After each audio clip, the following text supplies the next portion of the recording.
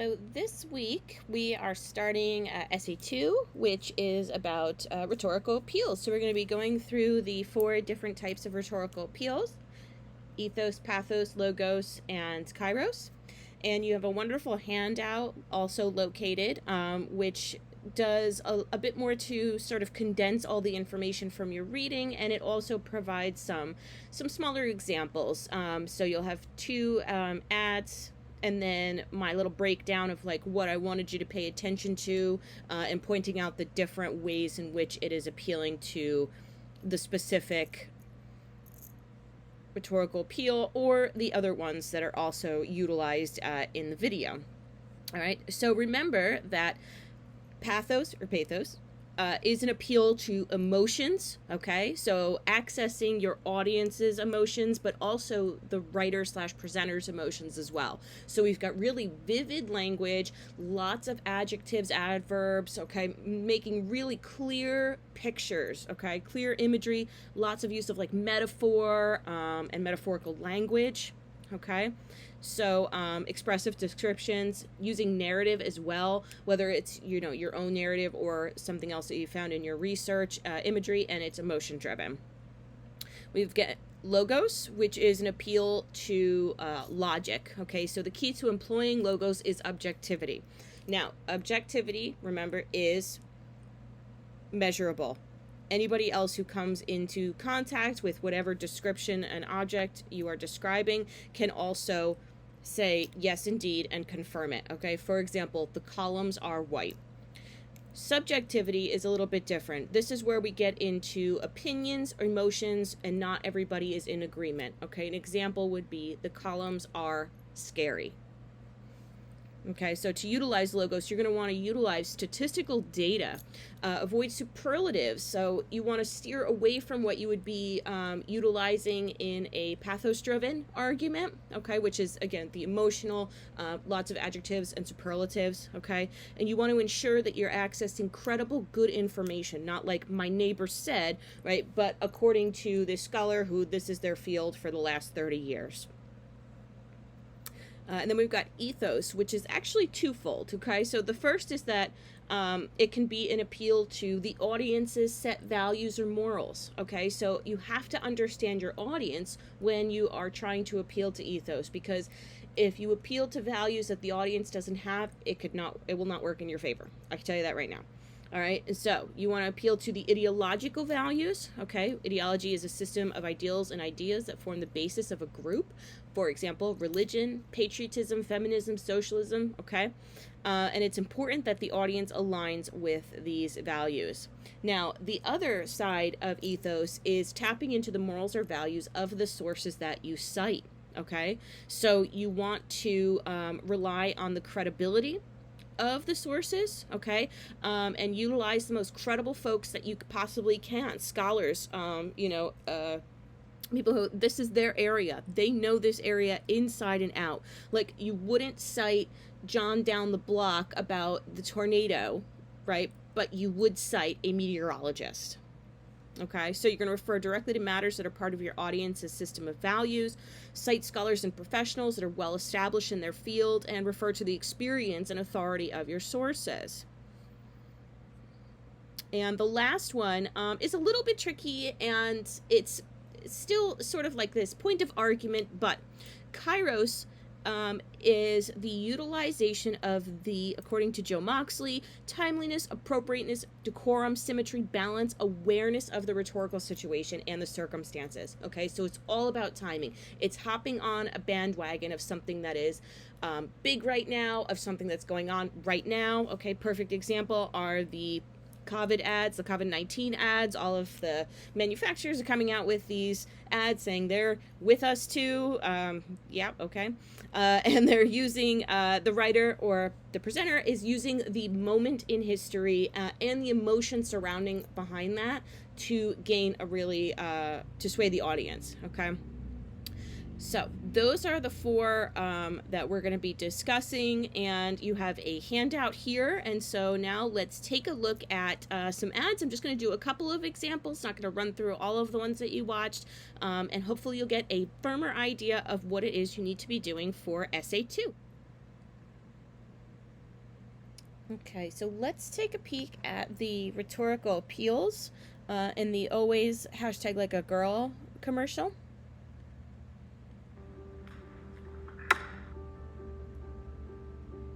Hi, Erin. Hi. Okay, so I'm gonna just give you some actions to do. And just do the first thing that comes to mind. Show me what it looks like to run like a girl. Look here.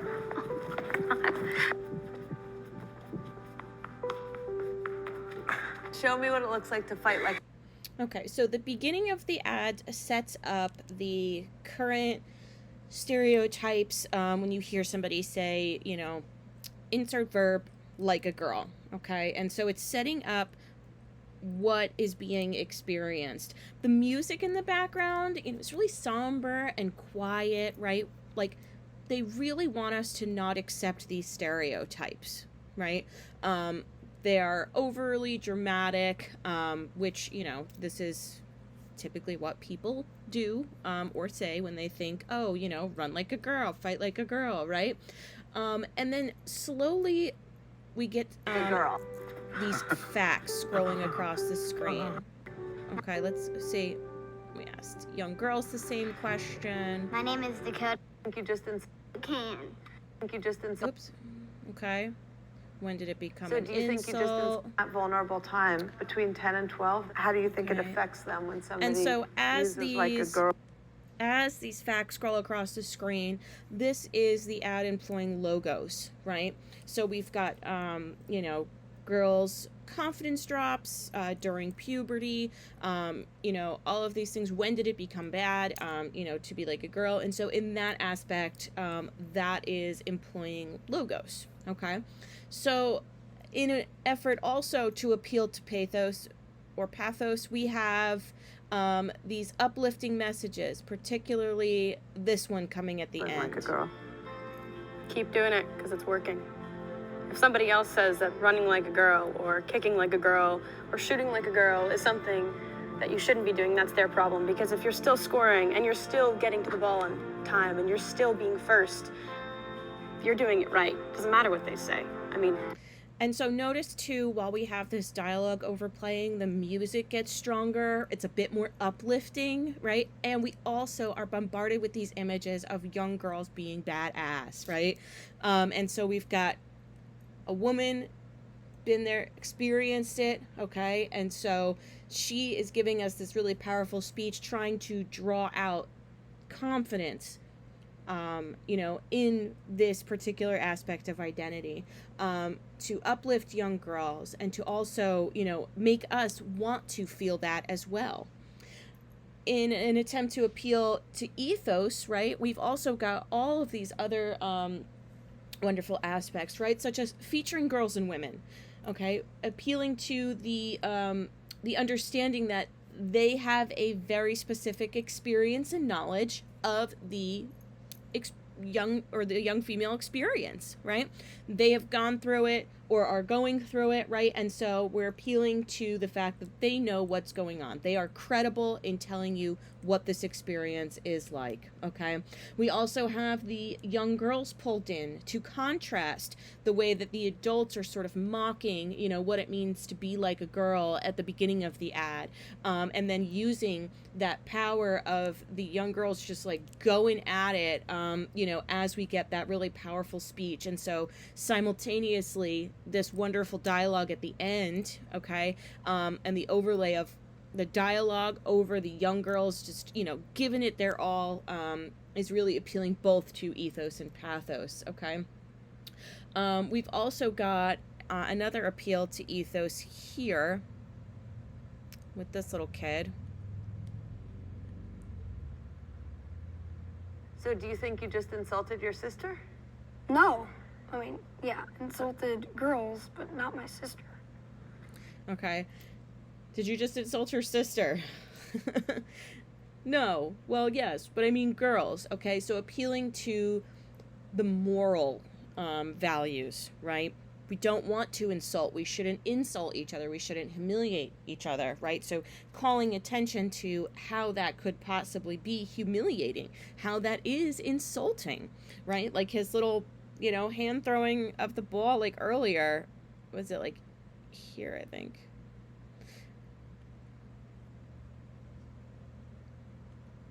Throw like a girl. Yeah, it's here. Aw. Like, really? He's just an obnoxious little kid. But anyway, okay, so appealing to our moral values in that way. Okay, so at the end of this analysis, I would say that, and we didn't talk about Kairos. So, in an appeal to Kairos, right? Is this what we need now? Yeah, as more information comes out about the psychological effects of gender stereotypes, always is trying to be up and up and coming in terms of the current dialogue about how we should be handling gender stereotypes and sexism, and so they're hopping on that kairotic bandwagon, and trying to cash in. Like, of course they're trying to sell stuff, right? I mean, they want their brand to be hip and the now, and so most certainly. And so I, at the end of the day, would say they make a successful argument. Their argument is successful because they appeal to all of the rhetorical appeals. They've hit them all. Now I'm going to present you guys with a perfect example of employing Kairos, right? Taking advantage of the kairotic moment, the timing of it all. So I don't know if y'all remember this ad. Let's take a peek. Ready? Yes. Now. Okay, so the Peloton ad. Peloton, give it up for our first time All ride. right, first ride. I'm a little nervous, but excited. Let's do this. 5 days in a row. You surprised? I am. 6 a.m. Yay. Rising with the sun. That was totally worth it. Let's go, Grace in Boston. 50 rides. She just said my name. A year ago, I didn't realize how much this would change me. Thank you. This holiday, give the gift of Peloton. All right, so this was a very popular ad at the time. Peloton was really pushing their bikes, their exercise equipment, and a lot of people were discussing this because of stigma surrounding body type and body weight, and how she kind of looks like she is really scared, like it's not something she wanted to do, like she was really surprised that she got a Peloton, and it was a gift from her husband, which, like, if anybody is in a relationship, probably the last thing you want to receive from your significant other, just like a dig that, hey, maybe you should lose some weight. We are not provided any context on whether she, absolutely loves going to the gym, or if she has been mentioning for months that she wants one or anything like that. So it is a little creepy. Then we get this gift from Ryan Reynolds, which is a commercial for his gin, Aviation. Let's take a peek at this.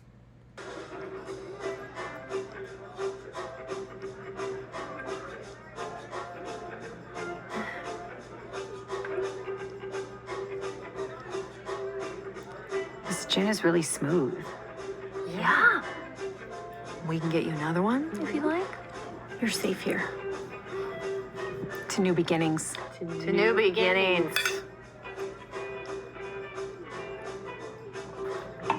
There you go. This can be a fun night. There you go. Take this too. Really? Mm-hmm. You look great, by the way. Okay, so the Peloton ad was released, right? And just riding on all of that popularity and all of that rhetoric surrounding the ad. People were talking about it all over, not only the internet, but like in the outside world as well, in reality. And so he is using that to keep the momentum going, right? His ad ended up being shared an incredible amount of times, and people were buzzing about his gin. And so it is a perfect example of somebody capitalizing on the success and the rhetoric and the dialogue surrounding a particular topic, right? We've got the hints to the original ad. He not only employed the same actress from the original ad, right? We've also got that dig at the end. You look great, by the way, referencing the Peloton video and the Peloton journey. Okay. Also hitting on the same time of year, like that holiday season as well. And so props to Ryan Reynolds for, employing Kairos in one of like the best examples they possibly could have come out. So now let's take a peek at an ad that was successful in what it set out to do. But again, just because something is successful doesn't mean that it's quality, and it does not mean that it's credible at all. So 2016 election. Some folks on Twitter were sharing memes that were similar to this: save time, avoid the line, vote from home, and that you could text a number specifically and it would cast your vote in the national election. Now, most of us know that you have to go to a polling place or you have to use an absentee mail-in ballot to vote, that voting is not done over the phone or over text. But what happened was this ad, okay, in the format that it's in, which is in a meme, okay, so image with overlaid text, is easily shareable on social media. And because most people don't vet the memes that they see online, okay, don't look into the information that is presented, and they simply just share it, and this is how it becomes viral, because people just keep clicking share, and before you know it, it's reached hundreds of thousands, if not millions of eyes, and some people believe it, some people, know better to check the credibility, but this is what we have going on with this. So it is successful because it is easily shareable, okay? It is taking advantage of the kairotic moment in that the 2016 election was fast approaching.